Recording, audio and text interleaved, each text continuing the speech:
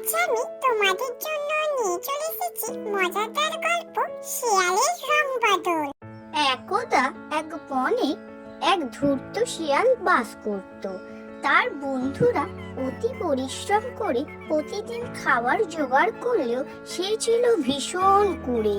সে প্রত্যহ পাশের গ্রামের কৃষকদের চাষ করা হাঁস মুরগি ধরে আনত খিদে মেটানোর জন্য। এইভাবে কিছুদিন চলার পর একদিন রাতে শেয়াল হানা দিল এক ধোপার বাড়িতে হাঁস মুরগি চুরির জন্য।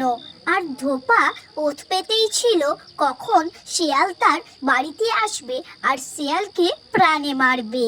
তাই শিয়ালকে দেখা মাত্রই ধোপা তার বাঁশের লাঠি নিয়ে শিয়ালের দিকে ধেয়ে এলো এবং শিয়ালকে প্রাণপণে ছোটালো। ছুটতে ছুটতে শিয়াল ধোপার উজালার রং করা কাপড়ের গোলার মধ্যে পড়ে গেল এবং সেখানে চুপটি করে ঘাপটি মেরে পড়ে থাকলো। ধোপার চলে যাওয়ার অপেক্ষা করতে থাকলো। এরপর ধোপা শিয়ালকে না দেখতে পেয়ে নিজের ঘরে চলে গেল। পরিবেশ শান্ত হলে শিয়াল ধোপার রং গলানোর খুঁড়ি থেকে বেরিয়ে এসে দেখে তার গোটা শরীর রং হয়ে গেছে। তারপর শিয়াল মনে দুঃখ নিয়ে বনের মধ্য দিয়ে হাঁটতে হাঁটতে ভাবতে থাকলো যে সে তার এই গায়ের রং নিয়ে কিভাবে তার শিয়াল সম্প্রদায়ের মধ্যে ফিরে যাবে। তারা কি তাকে মেনে নেবে এই রকম গায়ের রং দেখে? হাঁটতে হাঁটতে সে ভাবে। হঠাৎ তার মাথায় এক বুদ্ধি আসে। সে সোজা বনে গিয়ে বাঘ, ভাল্লুক ও অন্যান্য পশুদের জন্য এক জরুরি সভা ডাকে।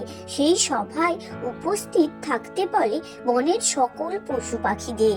শেয়ালের ডাকা সভা শুরু হলে সভায় উপস্থিত সব পশু পাখি শিয়ালের গায়ের রং দেখে শিয়ালকে বিচিত্র প্রাণী হিসেবে দেখে এবং এটা দেখে তারা অবাক হয়ে যায় যে সে কোন প্রাণী। আর চালাক শিয়াল এদিকে সকল বনের প্রাণীর উদ্দেশ্যে বলতে থাকে, আমাকে দেখে অবাক হওয়ার কিছুই নেই। আমি ঈশ্বর প্রদত্ত। আমাকে ঈশ্বর এখানে পাঠিয়েছে এই জঙ্গলের দায়িত্ব গ্রহণ করার জন্য। তাই আমি সবার থেকে আলাদা ও উন্নত। তাই সকলে শিয়ালের কথা মেনে নেয় এবং শিয়ালকে বনের রাজা হিসেবে মনোনীত করে। বনের রাজা হওয়ার পর থেকে শিয়ালের আর খাবার দাবারের কোনো অভাব হয় না। সে বনের অন্যান্য পশুদের হুকুম করে, তারা শিয়ালকে খাবার জোগাড় করে এনে দেয়। এই নিয়ে খুব মজাতে ছিল শিয়াল। নীল শিয়ালের অত্যাচারী বাকি শিয়ালদের বনে টিকে থাকা অসম্ভব হয়ে পড়ছিল। নানান সময় নানানভাবে তাদের ওপর খাড়াও হতো অত্যাচার অবিচার। হঠাৎ বুড়ো শিয়াল জঙ্গলের এক অন্য পাশে মিটিং ডাকলো। মিটিং এ উপস্থিত থাকলো সব শিয়াল। তখন বুড়ো শিয়াল সব শিয়ালদের বলল, এই রাজা আসলে ঈশ্বর প্রদত্ত কেউই নয়। আমাদেরই মতো এক শিয়াল, কিন্তু এর গায়ের রং আলাদা। এই যা। তখন বনের অন্যান্য শিয়ালরা ভাবতে থাকে এবং রাজার সাথে তাদের মেলাতে থাকে। কিছুক্ষণ পর তারা বলে ওঠে, কথা সত্য, রাজা আসলে কেউই নয়, সে আমাদের মতোই একটা শিয়াল। এবার আমরা বুঝতে পারলাম।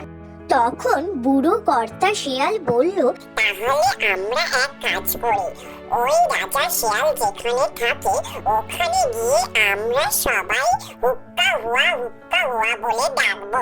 দেখি তখন ও না ডেকে কিভাবে থাকতে পারে। তখন সব শিয়ালরা তাতে সম্মতি জানালো। ঠিক আছে কর্তা মশাই, তাই হবে। আপনার কথা মতোই কাজ হবে। পরের দিন সব শিয়াল মিলে রাজা শিয়াল যেখানে থাকতো সেখানে গেল। যাওয়ার পর সবাই মিলে তারা যা প্ল্যান করেছিল সেটা করতে থাকলো। তারা সবাই মিলে ডাকতে থাকলো। অন্যান্য শিয়ালদের হুক্কা হওয়া ডাক শুনে রাজা শিয়াল নিজেকে অনেকভাবে সংযত করে রাখলো। এভাবে বনের অন্যান্য শিয়ালরা প্রতিদিন রাতে রাজা শিয়ালের কাছে এসে হুক্কা হুয়া ডাকতো, আর রাজা শিয়াল নিজেকে অনেক সংযত করলো। এভাবে 8 দিন যাওয়ার পর 9 দিনের দিন রাজা শিয়াল আর নিজেকে আটকাতে পারলো না। যদিও বা সেই দিন ছিল আকাশে পূর্ণিমার চাঁদ, সেও অন্যান্য শিয়ালদের সাথে ডেকে উঠলো। তখন বনের অন্যান্য শিয়ালদের কাছে স্পষ্ট হয়ে গেল এই রাজা শিয়াল অন্য আর কেউই নয়, তাদের মতোই শিয়াল, শুধু গায়ে রং করা। কোথায় আছে না, এক শিয়াল ডাকলে সব শিয়াল ডাকে। নীতি কথা, রং বদলালেও অভ্যাস বদলায় না। আমার গল্প শুরু হলো